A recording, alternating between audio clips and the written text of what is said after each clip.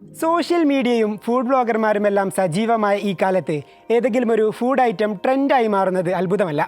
ഒരു വീഡിയോ വൈറലായാൽ മതി, മണിക്കൂറുകൾക്കുള്ളിൽ കടകളുടെ മുന്നിൽ ജനസാഗരം ഇരച്ചെത്തും. ഇഷ്ടവിഭവങ്ങൾക്കായി കാത്തുനിൽക്കുന്നവരുടെ നീണ്ട നിരകളും ചിലപ്പോൾ അവ സ്വന്തമാക്കാൻ വേണ്ടി നടക്കുന്ന ചെറിയ അടിപിടികളും റീൽസുകളിലും മറ്റുമായി നമ്മൾ കാണാറുമുണ്ട്. എന്നാൽ പതിറ്റാണ്ടുകൾക്ക് മുൻപ് ഈ സോഷ്യൽ മീഡിയ ഹൈപ്പുകൾ പിറവി കൊള്ളുന്നതിന് മുന്നേ ഇതിലും വലിയ ഓളം സൃഷ്ടിച്ച് വിപണി കീഴടക്കിയ ഒരു ബ്രാൻഡിൻ്റെ കഥയാണിത്. ഒരു സാധാരണ ഫാസ്റ്റ് ഫുഡ് കട. അവർ എവിടെ പുതിയ ബ്രാഞ്ചുകൾ തുറന്നാലും ജനം തടിച്ചുകൂടുകയും ആ തിരക്ക് നിയന്ത്രിക്കാൻ പോലീസിന് പോലും ഇടപെടേണ്ടി വരികയും ചെയ്യുന്ന കാഴ്ച. അതെ, ഒരു രാജ്യവും അവിടുത്തെ ജനതയും ഒരേപോലെ മസ്റ്റ് ട്രൈ എന്ന ലേബൽ നൽകിയ ബ്രാൻഡ് സൗദിയുടെ സ്വന്തം അൽബൈക്ക്. 1974 ജിദ്ദയിലെ ഒരു ചെറിയ കടമുറയിൽ നിന്ന് തുടങ്ങിയ അൽബൈക്ക് ഇന്ന് 150ലധികം ശാഖകളുമായി സൗദിയുടെ മുക്കിലും മൂലയിലും തങ്ങളുടെ രുചിപ്പെരുമ എത്തിച്ചിട്ടുണ്ട്. ഒരു ഫ്രൈഡ് ചിക്കൻ എങ്ങനെയാണ് ഒരു ജനതയുടെ ഹരമായി മാറിയത്? എന്ത് മാന്ത്രികതയാണ് ചുവപ്പും വെള്ളയും നിറഞ്ഞ ബോക്സുകൾക്കകത്ത് അവർ ഒളിപ്പിച്ചു വെച്ചത്? സ്വാഗതം ബ്രാൻഡഡിലേക്ക്.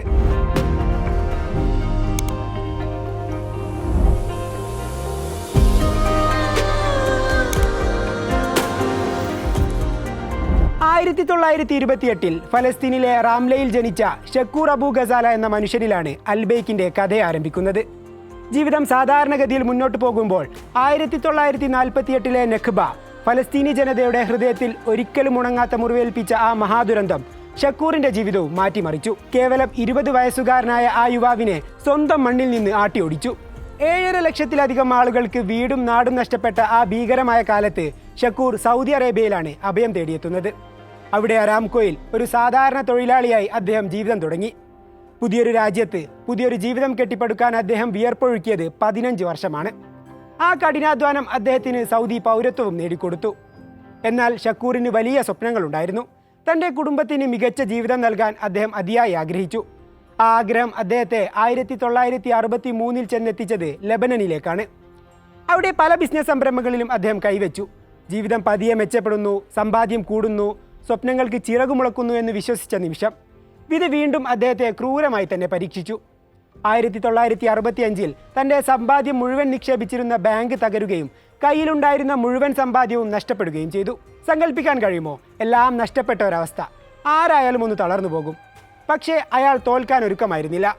പ്രതിസന്ധികളിൽ തണലേകിയ സൗദിയിലേക്ക് തന്നെ വീണ്ടും തിരിച്ചു വന്നു. ഇനി എന്ത് എന്ന ചോദ്യത്തിനുള്ള ഉത്തരമായിരുന്നു അയാൾക്ക് ആവശ്യം. ഒടുവിൽ അതും കണ്ടെത്തി.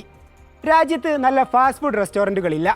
അധികം ആരുടെയും മനസ്സിൽ വരാത്ത ഒരു ബിസിനസ് സാധ്യത അദ്ദേഹം അവിടെ കണ്ടു. ഭാര്യയുടെ പൂർണ്ണ പിന്തുണയോടെ 1974 ജീവിതത്തിൽ ശേഷിച്ച സമ്പാദ്യവും മുടക്കി ഒരു ഫ്രഞ്ച് കമ്പനിയുമായി കൈകോർത്തു. അവരുടെ പ്രത്യേക മസാലക്കൂട്ടുകൾക്കും ഉപകരണങ്ങൾക്കുമായി കരാറിലെത്തി. അങ്ങനെയാണ് ജിദ്ദയിലെ ഒരു പഴയ വെയർഹൗസ് രാജ്യത്തെ ആദ്യത്തെ ബ്രോസ്റ്റഡ് ചിക്കൻ റെസ്റ്റോറൻ്റായി രൂപാന്തരപ്പെടുന്നത്. അൽബൈക്ക് എന്ന സ്വപ്നത്തിൻ്റെ ആദ്യത്തെ ചിറകുവിടർത്തൽ. വിജയത്തിലേക്ക് ഒരു ചുവട് വെച്ചതേ ഉണ്ടായിരുന്നുള്ളൂ. 1976 രണ്ടാമത്തെ കട തുറന്ന് കേവലം 2 വർഷത്തിനു ശേഷം 48-ാം വയസ്സിൽ ഷക്കൂർ അബു ഗസാല മരണപ്പെട്ടു. വിധി അവർക്ക് മുന്നിൽ വീണ്ടും ക്രൂരമായി അവതരിച്ചു. കലുഷിതമായ സാഹചര്യത്തിൽ ഷക്കൂറിൻ്റെ 2 മക്കളായ ഈസാനും റാമിയും ജീവിതത്തിലെ ഏറ്റവും നിർണായകമായ ആ ചോദ്യത്തിന് മുന്നിലെത്തിപ്പെട്ടു. സ്വന്തം സ്വപ്നങ്ങൾക്ക് പിന്നാലെ പോകണോ, അതോ പിതാവ് തുടങ്ങിയ ഈ സംരംഭം തകർച്ചയുടെ വക്കിൽ നിന്ന് ഏറ്റെടുത്ത് സംരക്ഷിക്കണോ? കിങ് ഫഹദ് യൂണിവേഴ്സിറ്റിയിൽ നിന്ന് സിവിൽ എഞ്ചിനീയറിംഗിൽ ബിരുദം നേടിയ ഈസാന് ഒരു പ്രൊഫഷണൽ ബാസ്കറ്റ്ബോൾ കളിക്കാരനാകാനുള്ള മികച്ച അവസരമുണ്ടായിരുന്നു. റാമിയാകട്ടെ അമേരിക്കയിൽ സിവിൽ എഞ്ചിനീയറിംഗ് പഠിക്കുകയും. ശോഭനമായ 2 ഭാവികൾ അവർക്ക് മുന്നിലുണ്ടായിരുന്നു. എന്നാൽ തങ്ങളുടെ ആഗ്രഹങ്ങളെല്ലാം മാറ്റി നിർത്തി പിതാവിൻ്റെ സ്വപ്നം യാഥാർത്ഥ്യമാക്കാൻ അവർ രണ്ടും ജിദ്ദയിലേക്ക് തിരികെ എത്തി. 22ഉം 20ഉം വയസ്സുള്ള ആ യുവാക്കൾക്ക് ആ ബിസിനസ് ചെറിയ വെല്ലുവിളിയായിരുന്നില്ല. ബിസിനസിൻ്റെ ഏജൻസി അവകാശങ്ങൾ നഷ്ടപ്പെട്ടിരുന്നു. കൂടാതെ $1.8 മില്യൺ ബാങ്ക് കടവും. കടം വീട്ടാൻ അവരുടെ കയ്യിലുണ്ടായിരുന്ന ആസ്തികൾ ഓരോന്നായി വിൽക്കേണ്ടി വന്നു. എന്നാൽ തളരാൻ അവരും തയ്യാറായിരുന്നില്ല.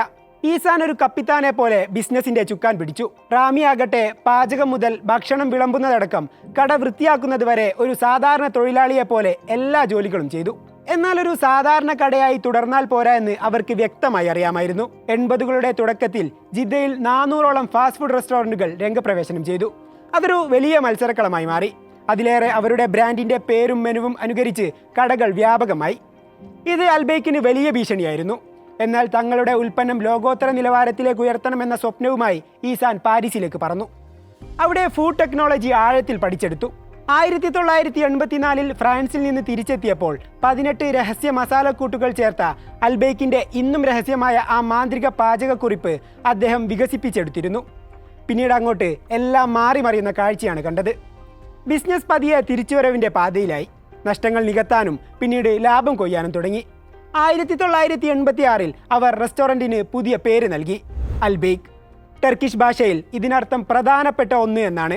അതെ, അൽബേക്ക് സൗദി അറേബ്യയുടെ ഹൃദയത്തിൽ പ്രധാനപ്പെട്ട ഒന്നായി മാറുകയായിരുന്നു. അൽബേക്കിന്റെ വളർച്ച അവിടെ നിന്നില്ല. 2 വർഷത്തിന് ശേഷം ഹജ്ജ് സീസണിൽ മിനയിൽ അൽബേക്ക് സീസണൽ റെസ്റ്റോറൻറ്റുകൾ തുടങ്ങി. ഇതുവഴി ലക്ഷക്കണക്കിന് തീർത്ഥാടകർക്ക് ഭക്ഷണം എത്തിക്കാൻ അൽബേക്കിന് സാധിച്ചു.